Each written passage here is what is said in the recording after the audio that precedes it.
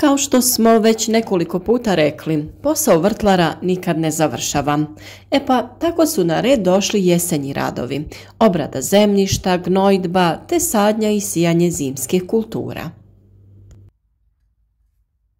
Danas pričamo o sadnji crvenog luka u plastenik. Ovaj posao se može raditi od kraja septembra pa do kraja novembra.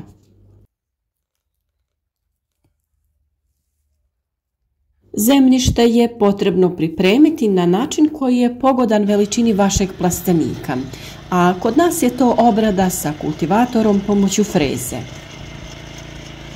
Takva obrada zemljišta je sasvim dovoljna kako bi zemlja bila spremna za uzgoj zimskih kultura. Naravno, prije frezanja u zemlju se može dodati stajsko gnojivo ili neke vrste umjetnih gnojiva koje imate dostupne. Same količine primjene gnojiva najbolje je prilagoditi prethodno učinjenoj analizi zemljišta, jer je to kod uzgoja biljaka jako važna informacija o kojoj može ovisiti cijela uspješnost proizvodnje. Zemlja treba biti rahla i prozračna, nikako suha, a niti previše vlažna. Kako bi postigli pravu konsistenciju, zemlju smo nekoliko dana prije obrade dobro zalili, tako da je nakon frezanja idealna za obradu i sadnju. Crveni luk smo prošle godine sadili na 3 različita načina kako bi utvrdili uspješnost pojedinog načina sadnje.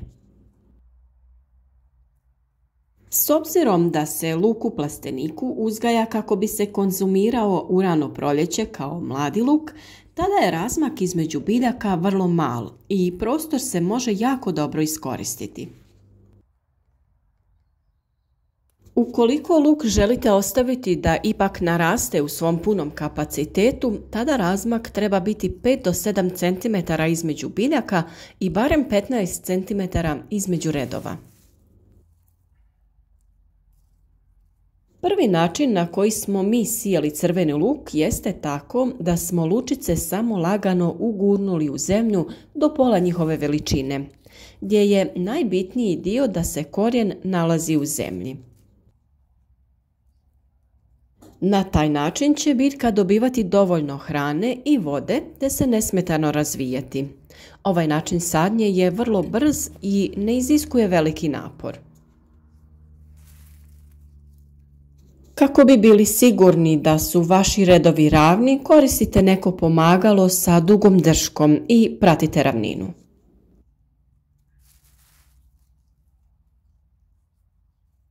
Ovo je vrlo jednostavan način sadnje luka. Glavni dio biljke je u zemlji, a ona se na površini razvija kao i da ste ju u potpunosti stavili u zemlju. A nakon sadnje lučice zalijte kako bi se što lakše ukorijenile. Sljedeći način sadnje luka je onaj malo tradicionalniji, pa samim tim iziskuje i malo više truda i vremena. To činimo tako što iskopamo gredice dubine 5 do 8 cm i u njih na željeni razmak redamo lučice. I ovdje razmak između biljaka ne treba biti prevelik s obzirom da biljke neće dostići svoju punu veličinu. Jedino na što treba paziti jeste da se lučice okrenu u pravom smjeru i malo ogrnu zemljom kako se prilikom zagrtanja ne bi srušile i rasle nepravilno. Nakon što smo ih poredali, lagano ih sa grabljicama zagrnemo zemljom, kao što sam rekla, pazeći da ih ne prevrnemo.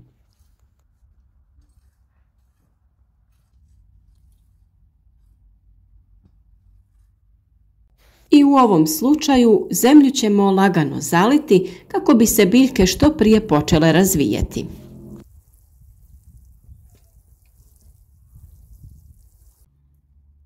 Treći i također vrlo jednostavan način sadnje luka jeste da jednostavno u rahlu zemlju laganim pritiskom ugurate lučice na dubinu od 5 do 7 cm. Također je potrebno da otprilike odredite željeni razmak više-manje radi estetike, kako bi to na kraju kada biljke niknu sve lijepo izgledalo. Razmak između redova u sva tri ova slučaja nije bitan. Može se ići jako gusto kako bi se što više prostora iskoristilo za uzgoj, pogotovo ako se radi o komercijalnom uzgoju. Mi smo ponegdje ostavili malo prostora između redova, te ćemo između kasnije posaditi zelenu salatu. Nakon toga zemlju samo lagano pređite i poravnajte površinu kako bi sve lučice bile prekrivene. I naravno, kao i uvijek, tako je i ovu gredicu potrebno zaliti.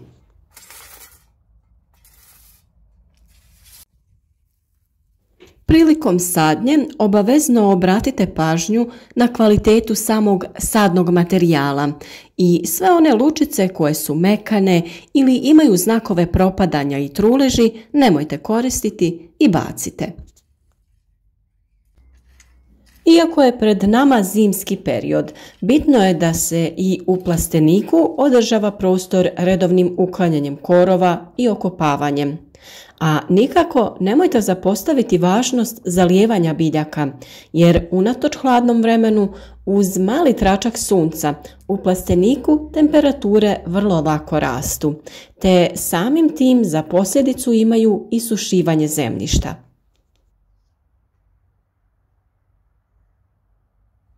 Isto tako, redovno provjetravanje je vrlo bitno. Na taj način sprječavamo razvoj truleži i razvoj raznih patogena. Provjetravanjem također održavamo temperaturu unutar plastenika. Ujutro nerijetko bude hladno, a sa pojavom sunca temperature unutar plastenika naglo rastu, što nikako nije dobro za naše biljke. Upravo zato, iako je vani hladno, otvorite dovode zraka i dopustite da se temperatura malo smanji, a i zrak koji je biljkama vrlo bitan malo osvježi i izmiješa.